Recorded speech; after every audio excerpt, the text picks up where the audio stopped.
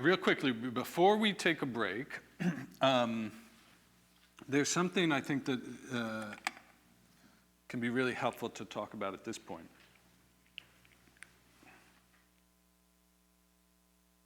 Which is there's two ways that the mind is working all the time, and one is called attention, and the other is awareness. So if you notice on your handout, there's a triangle under mindfulness. And this is the technical definition of mindfulness that we're just going to touch on before the break.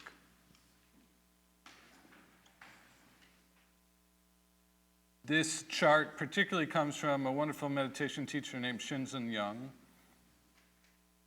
And he's also a mathematician, so he's always writing formulas for meditation. And so here's a proper, when we think of mindfulness, it's a very pop word now. You know, everyone's like, be mindful and mindfulness and this. What actually are we talking about? What is mindfulness? Mindfulness has three distinct components. The first one, which I don't want to talk a lot about right now, is equanimity. Right top now is equanimity.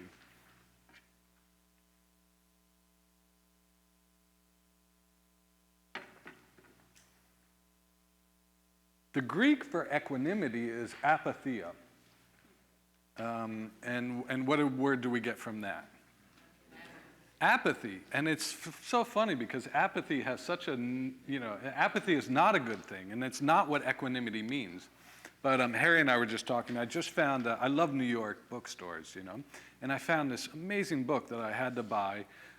That's the problem with traveling with luggage. My luggage gets heavier and heavier. I've already bought 3 books on this trip. But I bought this beautiful 5th century Greek Christian scholar whose name I'm forgetting now. And the whole book is about apatheia as being the most essential part of prayer. And what he's talking about is he's talking about what in Buddhism is known as equanimity. So equanimity is not apathy. Equanimity is an ability to be present with whatever's arising without needing to push it away or grab onto it. But that we're not going to talk about much, but yeah. So is the idea not disturb? The idea is to, we could say that, but here's another way of thinking about equanimity. Can you be okay with not being okay? You see? It's a little deeper than just trying to be okay with what's happening. You see, no, and feel the difference. Like, hey, just be okay with what's happening.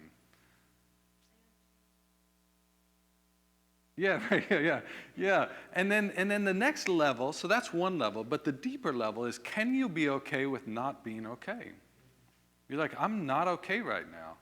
And there's a way that you can be spacious around not being okay right now, as opposed to this more new age Oprah Winfrey style of like, just be okay with whatever's arising. And I'm like, screw you, I'm not okay with what's arising. And that's the deeper level of equanimity.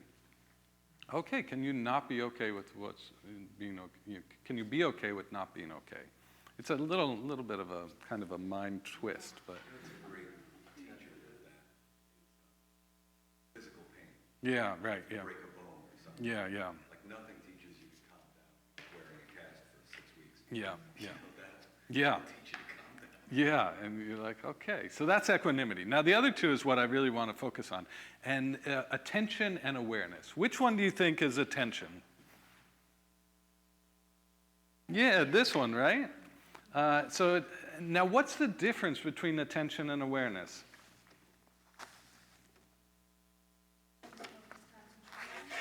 Yeah, attention is more focused concentration. Yeah, there can be a purpose behind awareness, but yeah, it's usually focused, right? So if you notice on your handout, it says number of objects, right? Awareness has many objects. If I say, hey, be aware, right? You're just aware. What do I need to be aware of? Like, hey, be really aware tonight, right? It'd be like you're opening up your mind to many objects.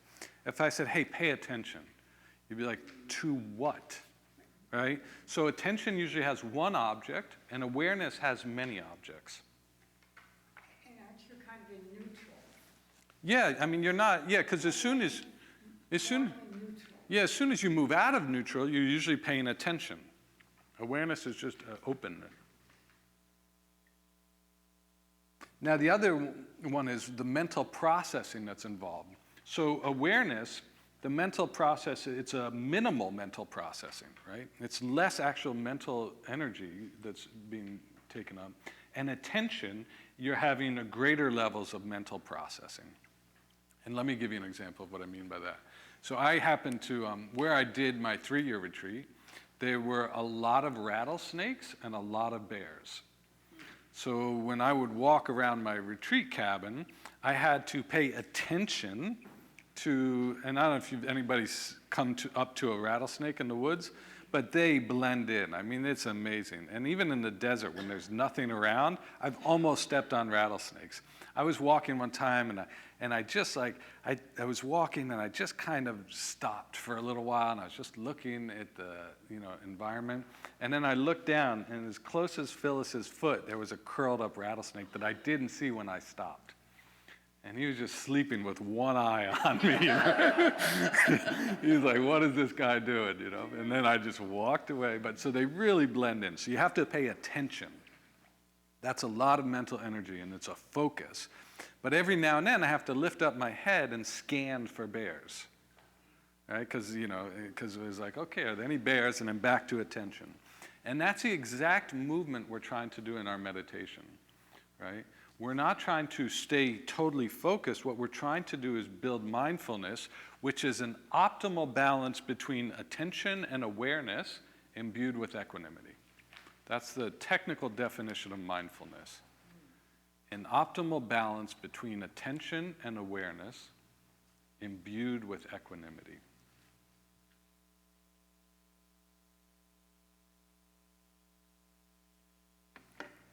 Relaxed, taking a walk, and looking for snakes and being aware of bears.